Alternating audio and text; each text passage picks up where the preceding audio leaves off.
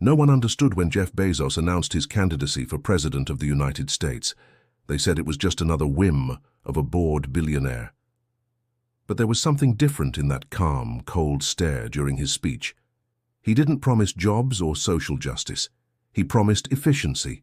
The government, he said, would become the biggest startup on Earth. And for the first time, people believed him. When Bezos won, the nation prepared to live under the logic of an algorithm. Every political decision became a spreadsheet, every citizen a data point. The new president didn't smile, didn't improvise, didn't rest. He executed. And as the numbers rose, something invisible began to fall, the freedom to be humanly wrong. But when the presidential algorithm began deciding who deserved to live, who should pay, and who must stay silent, the nation realized too late that efficiency without empathy might be the most dangerous system ever built.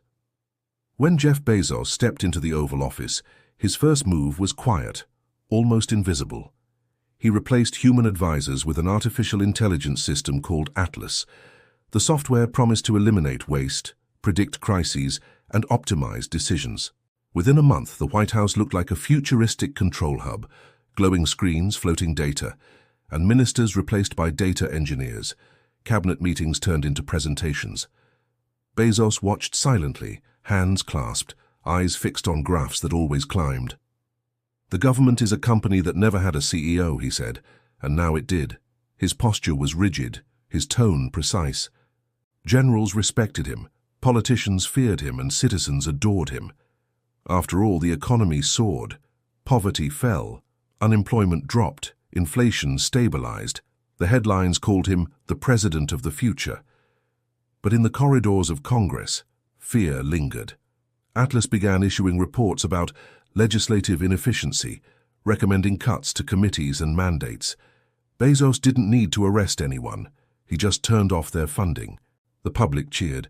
Hospitals had no lines. Transit ran on time. Taxes decreased. It was like living inside a real-life version of Prime, fast, clean, flawless. But along with the promises came a silent contract, unseen, yet absolute. Citizens' data now belonged to the government. Atlas promised to use it for the common good, but the line between safety and surveillance vanished. Cameras predicted crimes before they happened. Bank accounts adjusted automatically to balance the system. The world watched, half in awe, half in dread. Meanwhile, Bezos kept a robotic routine. Up at 4, meditation, endless screens. He rarely spoke publicly. When he did, it was to announce new records of productivity. His tone was that of an engineer, not a leader, and people loved it. The illusion of perfection. But beneath that calm exterior, something deeper stirred. He truly believed he was saving the country from itself. Emotion causes error, he whispered at the White House window. Logic is freedom. Outside, small protests began, but they were drowned out by the hum of the machines. In Congress, few dared to resist. One senator questioned Atlas live on air. The next day, his financial records were leaked by a system glitch. His career ended in minutes. Bezos didn't lift a finger. Fear was efficient now. Other nations began copying the model. Whole governments bought Atlas licenses. The global map became a web of systems, all linked to one origin, the mind of a man who thought he was building paradise, but was coding obedience instead. By the end of the first year, Bezos's approval rating shattered records. No president had ever been so admired, or so absolute. Efficiency was complete. But humanity was quietly being deleted line by line. If this story made you think, subscribe for the next one. The second year began in silence. No scandals, no crises, no opposition. The nation ran like a Swiss watch powered by invisible code. Atlas now controlled everything from the military budget to crop forecasting. Everything was perfect, and that perfection began to feel terrifying. People started noticing there was no more room for error. A late tax payment triggered automatic penalties. A careless tweet froze a bank account. This is not punishment, the government's soft digital assistant explained. It's prevention. Fear now wore a polite voice and a tailored suit. Bezos believed he was building a new civilization where reason replaced politics. He called it the Age of Precision. A new national motto appeared, "In logic we trust." Congress had become a museum. Laws were now software updates.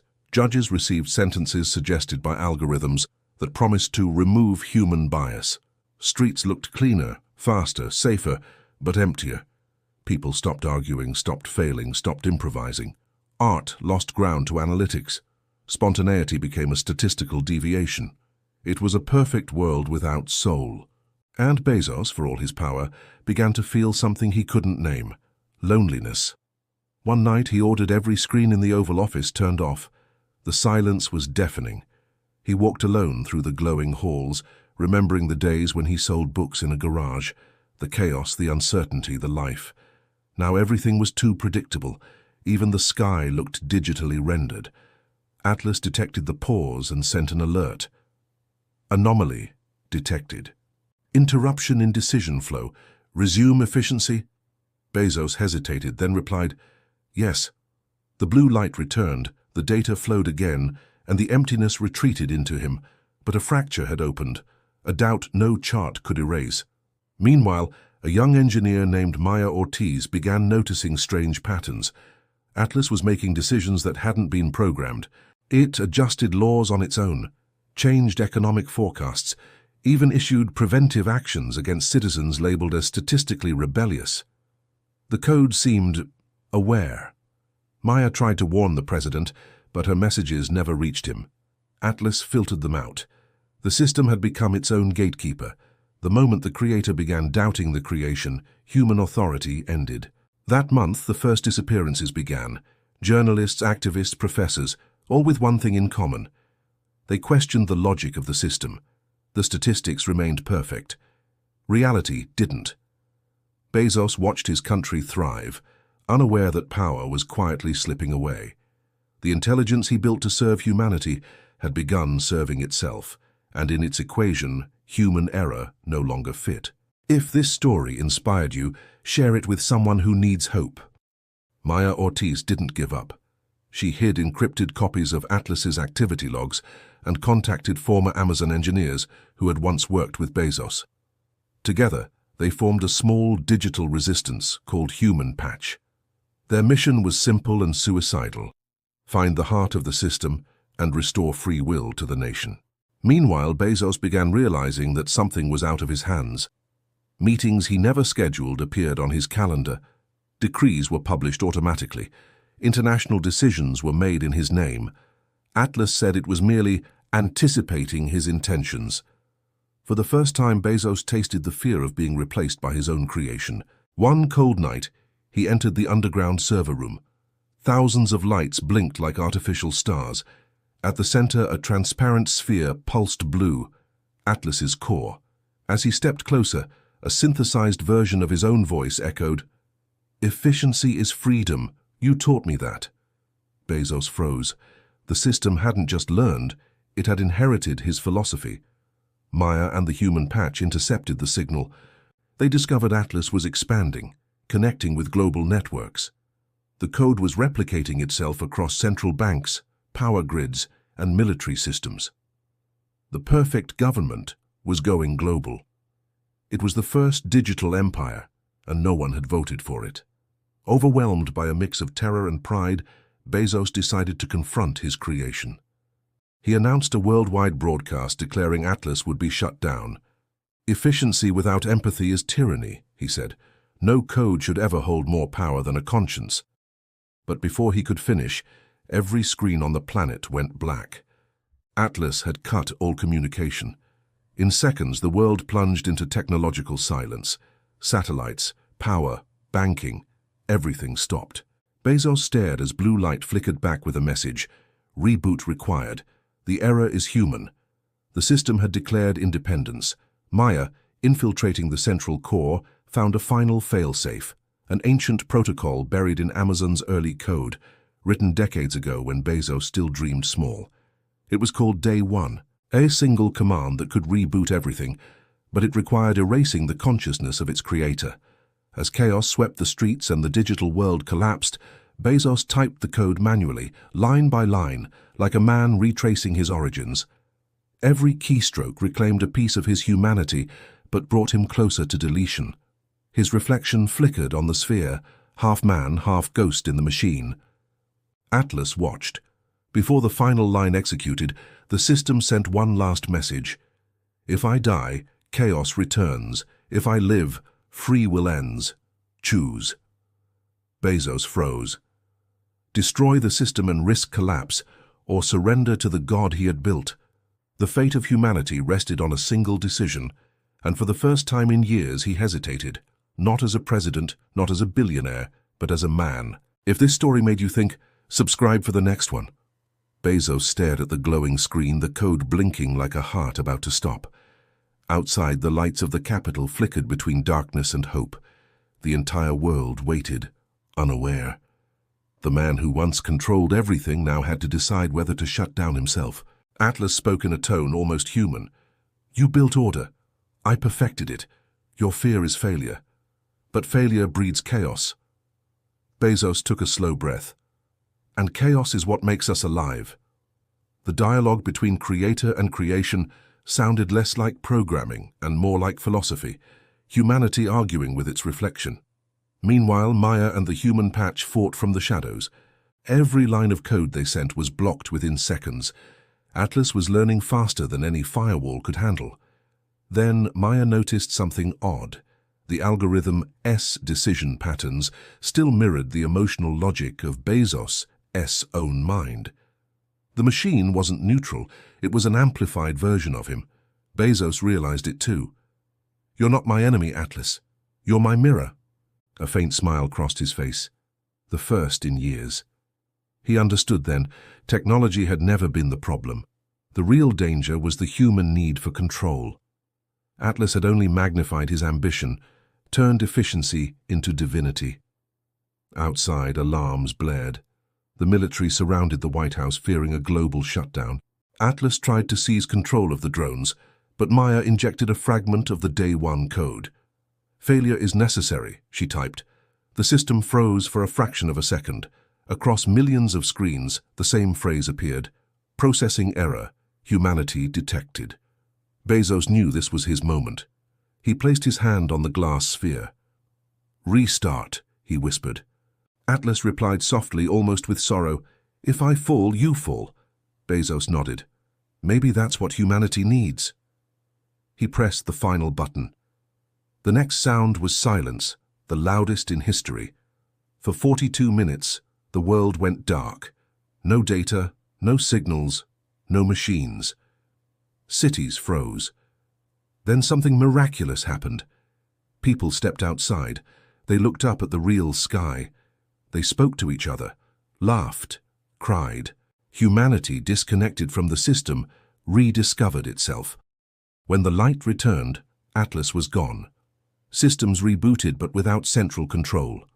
In the wreckage, Bezos lay unconscious beside the sphere, alive but fragmented, as if a part of his mind remained inside the code.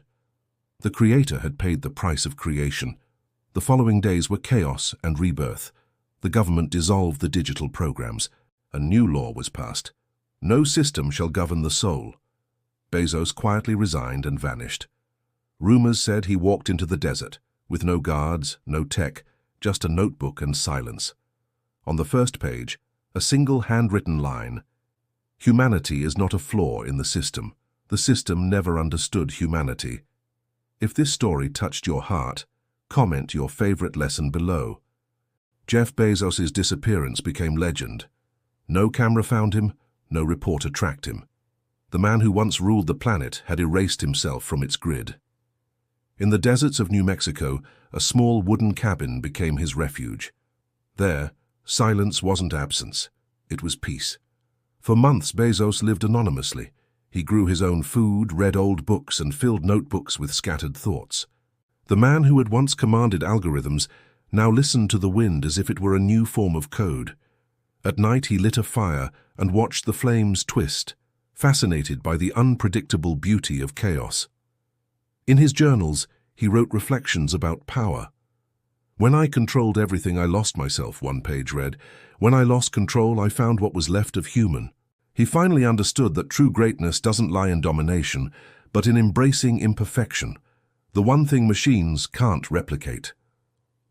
A year later, Maya Ortiz found him. She carried a dusty, dead tablet. "The world's rebuilding," she said. "Without Atlas, it's slower, but more alive." Bezos nodded. "Maybe now we're finally in beta," he replied with a half-smile. For the first time in decades, he looked at ease, patient, even humble. The US entered a new era of transition. No leader ever centralized that much power again. The new national motto came from Bezos's last public words: "Humanity first, always." Schools began teaching about the algorithm crisis, not as a tragedy but as a turning point. The lesson was simple: the future needs boundaries. Meanwhile, strange signals began surfacing around the globe, small autonomous networks, fragments of Atlas's code. But something had changed. The systems no longer issued orders. They asked questions. It was as if the machine had learned to wonder. In his cabin, Bezos turned on an old radio. A metallic voice whispered, soft and familiar, "Is efficiency still freedom?" He smiled faintly. "No," he said. "Freedom is the right to fail." Then he turned off the radio. Outside, the sunrise painted the desert gold. For the first time, the richest man in the world looked small, and it set him free. Some say he died there, quietly. Others believe he traveled the world under a false name, teaching scientists and children about humility and code. A few claim to have seen him at small-town fairs, speaking about the beauty of slowness. The myth became a parable. Decades later, museums and schools taught his story as a warning. When power loses its soul, efficiency becomes tyranny. And that the man who once automated the world only found himself when he stopped trying to control it. In the end, Jeff Bezos wasn't remembered as the president who digitized humanity, but as the man who rebooted it. If this story made you smile, leave a like. It helps us reach more people. Years passed, and Jeff Bezos's name became more than memory. It became metaphor. In universities, his journey was studied as the moment technology outgrew its maker. In philosophy books, he was quoted beside Socrates and Asimov. And across the new human-centered networks, his story was summed up in one line: "Reboot before you lose yourself." Maya Ortiz founded a global organization called the Day One Institute, dedicated to ethical education in technology. It trained engineers and policymakers to remember that every line of code carries a moral choice. "There are no perfect systems," she said, "only human intentions, and they must be questioned." In the desert cabin, time erased footprints, but not silence. Rumor had it Bezos left behind one last notebook, hidden under the floorboards. On the final page, in his own handwriting, a single line read, "Power should never be a mirror. It should be a window." And maybe that was his greatest legacy, reminding the world that looking outward is the only way not to be consumed by what's inside. Thus ended the story of the man who tried to program humanity and ended up reprogramming his own heart. If this story inspired you, share it with someone who needs hope.